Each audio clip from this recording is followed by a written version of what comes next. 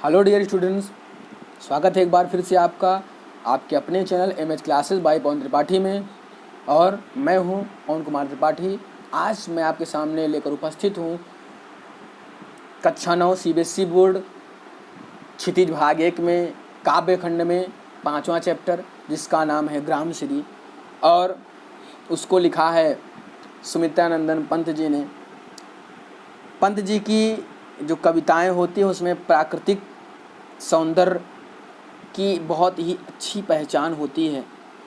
आधुनिक हिंदी कविताओं में उन्होंने नवीन अभिव्यंजना पद्धति एवं काव्य भाषा से समृद्ध कविताओं की रचना की है। उनकी अभिव्यक्तियों के लिए उन्होंने बहुत सटीक शब्दों का उपयोग किया है। पंत जी का जन्म उत्तरांचल के अल्मोड़ा जिले के कौसानी गांव में सन 1990 में हुआ था। उनकी शिक्षा बनारस और इलाहाबाद में हुई। आज़ादी के आंदोलन के दौरान महात्मा गांधी के आह्वान पर उन्होंने कॉलेज छोड़ दिया। छायावादी कविता के प्रमुख स्तंभ रहे सुमित्रानंदन पंत का काव्य क्षितिज 1947 से 1977 तक फैला है। सन 1977 में उनका देहावसान हो गया। उनकी प्रमुख रचनाएं वीणा ग्रंथि, गुंजन, ग्राम्या, पल्लव, युगांत, स्वर्ण किरण, स्वर्णधूलि, कला और बूढ़ा चांद, लोकायतन, चिदंबरा इनकी प्रमुख रचनाएं हैं।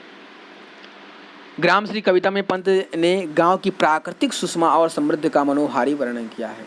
खेतों में दूर दूर तक फैली लहलहाती फसलें, फल फूलों से लदी पेड़ों की डालियां और गंगा की सुंदर रेती कवि को रोमांचित करती है। उसी रोमांच की अभिव्यक्ति है यह कविता।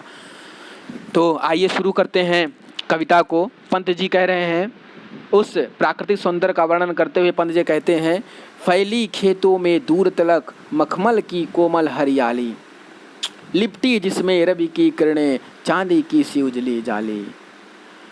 अब यहाँ पर पंत जी कह रहे हैं कि फैली खेतों में दूर तलक मखमल की कोमल हरियाली।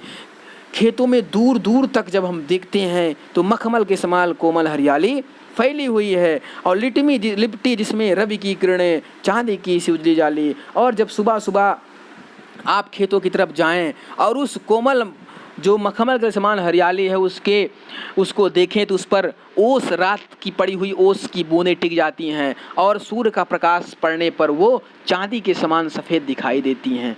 ऐसा लगता है कि चांदी के समान सफ़ेद जाला जो है पड़ा हुआ है।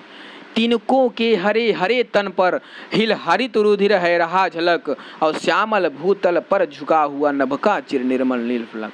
तिनकों के हरे हरे तन पर, जो घास के हरे हरे तिनके हैं, और वो जब शीतल मंद वायु से हिलते डुलते हैं तो ऐसा लगता है कि उनकी कोशिकाएं झलक रही हैं। और श्यामल भूतल पर, इस सुनहरी भूतल पृथ्वी लोक पर झुका हुआ है नभ का चिर निर्मल नील फलक। ऐसा लगता है कि इस सुनहरी पृथ्वी पर उसके सौंदर्य को देखने के लिए आकाश का सुनहरा आंचल लहरा रहा है। उसने उसको आच्छादित कर दिया है। आगे देखते हैं, रोमांचित सी लगती वसुधा आ गई जौ गेहूं में बाली, अरहर सनई की सोने की किंकड़ियां हैं शोभाशाली। तो रोमांचित सी लगती वसुधा, जब गेहूं के पौधों में बालियां आ जाती हैं तो जो ये वसुंधरा है, हमारी पृथ्वी है, बड़ी ही प्रसन्नचित दिखाई देती है, बड़ी रोमांचित लगती है। अरहर सनई, अरहर और सनई के पौधों में सोनों के समान थैलियाँ लग जाती हैं। किंकड़ियाँ मतलब उनकी जो थैलियाँ होती हैं बीज की, वो बड़ी ही शोभाशाली लगती हैं। उड़ती भीनी तैलाक्त गंध फूली सरसों पीली पीली, और सरसों के पौधों में पीले पीले पुष्प लग जाते हैं, और उनकी जो धीमी धीमी सुगंधित उनकी जो सुगंध है वो खेतों में चारों तरफ फैल जाती है। और लो हरित धरा से झांक रही नीलम की कलती सी नीली, और उस मखमल के समान फैली हुई जो हरियाली है, उस हरियाली से नीलम की कली तीसी माने उस पर नीले रंग की जो नीलम की कली है वो दिख रही है। एक का वो बड़ी ही शोभित हो रही है, और वो सुबह का मौसम प्राकृतिक छटा को और भी सुशोभित कर रहा है, और भी उसको आनंदित कर रहा है, मन को प्रसन्नचित कर रहा है। अब आगे देखते हैं, रंग रंग के फूलों में रिलमिल हंस रही सखियां मटर खड़ी। भिन्न भिन्न प्रकार के फूलों से मिल करके हंस रही सखियां मटर खड़ी। मटर के जो पौधे हैं वो ऐसा लग रहा है कि खिलखिलाकर हंस रही हैं। मखमल की पेटियों से लटकी छिपी छिमियाँ छिपाए बीज लड़ी। और मखमल के समान हरी जो उसकी बीजों की पेटियां हैं वो उस मटर के पौधों में लटकी हुई हैं। और ऐसा लग रहा है कि वो उन पेटियों में जो है बीज, बहुत सारे बीज भरे हुए हैं। और वो दृश्य बड़ा ही मनोहर है, बड़ा ही मन को मोहने वाला है। अब फिरती है रंग रंग की तितली रंग रंग के फूलों पर सुंदर। और भिन्न भिन्न प्रकार के रंगों की तितली रंग बिरंगे फूलों पर घूम रही है। ऐसा लगता है कि फूल फिरते हैं, फूल स्वयं, ऐसा लगता है कि फूले फिरते हैं, मतलब प्रसन्न होकर फूल स्वयं ही उड़ उड़ वृंथों से वृंथों पर, मतलब गुत्थों से गुत्थों पर, अर्थात फूल स्वयं ही एक स्थान से अपना स्थान छोड़कर दूसरे स्थान पर, दूसरे स्थान से तीसरे स्थान पर खुद ही गुत्थों से गुत्थों पर जाकर घूम रहे हैं। उस मनोहरकारी छटा को देखकर फूल स्वयं ही मोहित हो गए हैं, मुग्ध हो गए हैं। अब देखिए, अब रजत स्वर्ण मंजरियों से लद गई आम्र तरु की डाली, झर रहे ढाक पीपल के दल हो उठी कोकिला मत वाली। अब रजत स्वर्ण मंजरियों से, सोने और चांदी के समान बौर से लद गई आम्र तरु की डाली। आम के वृक्ष की जो डालियां हैं वो सोने और चांदी के समान बौर से लद गई हैं, उसमें बौर आ गए हैं। और झर रहे ढाक पीपल के दल, मतलब झर रहे ढाक, पत्ते झरने लगे हैं, पीपल के दल भी झड़ने लगे हैं। हो उठी कोकिला मतवाली, और उस मौसम के आ जाने से कोकिल मतवाली हो गई है, मदमस्त हो गई है, बावली होकर जो है वो चिल्लाना शुरू कर दी है। महके कटहल मुकुलित जामुन, कटहल महकने लगी है और जामुन अंकुरित होने लगी है। जंगल में झरबेरी झूली, और जंगली जो झरबेरी है वो पौधों में आ गई है और वो झूल रही है। फिर फूले आड़ू नींबू दाड़िम, आलू गोभी बैगन मूली। और आलू, आड़ू, नींबू, कटहल, सलजम, गोभी, बैगन, मूली, ये सभी जो सीजन की जो सब्जियां हैं सबके पौधों में पुष्प लग गए हैं और उसमें फल आने वाले हैं। फिर पीले मीठे अमरूदों में अब लाल लाल चित्तियां पड़ी, पक गए सुनहरे मधुर बेर, आंवली से तरु की डाल जड़ी। आप लोग ध्यान दिए होंगे, अमरूद जब हम लोग खाते हैं बड़ा ही अच्छा मनोहर फल होता है और स्वास्थ्य के लिए भी बड़ा लाभदायक है। उसको जब हम खाते हैं तो देखते हैं कि पीले मीठे अमरूदों में, जो पीले रंग के अमरूद होते हैं उनमें एक बिंदी बिंदी टाइप पड़ी रहती है, तो उसको चित्तियाँ बोलते हैं। वही इसमें लिखा है कि पीले मीठे अमरूदों में अब लाल लाल चित्तियाँ पड़ी।